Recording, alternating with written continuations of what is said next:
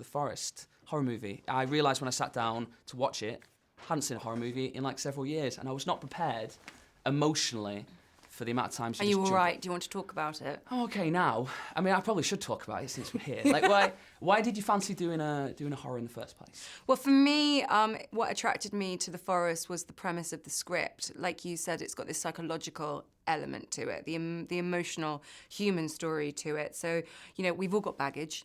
We all have repressed demons, regrets, history, and I just found it really intriguing, the idea that a person could wander into a place where they have those inner monsters reflected back at you, like what you're most scared of about yourself.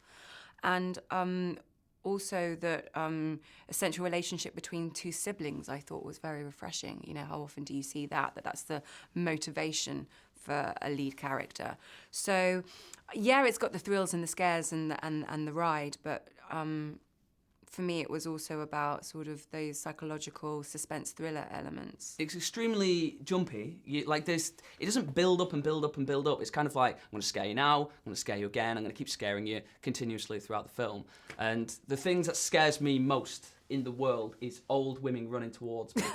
Not like helpless old women, like who need you to help them cross the street, but like, you know, ghost old women. What scares you the most?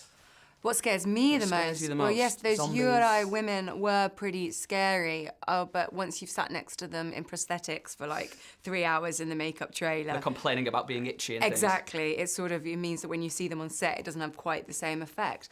I mean, getting lost in, I think we will, you know, when Sarah wanders into the forest, she loses mobile phone connectivity. I think that's probably in this 21st century, all of our biggest fear is, what do you mean I don't have Wi-Fi? I can't Instagram this tree. What? It's, you know, I think, and in the real Okigahara forest, there are actually iron ore deposits under the mountain that do interfere with your phone, and compasses and all sorts. So that's true. And I think that would be terrifying to find yourself in a wilderness that you can't get out of, and you have no contact with the outside world, and you're forced to go inside your own self. And finally, you play two characters. It's one of those things that lots of actors like to try and get their teeth into.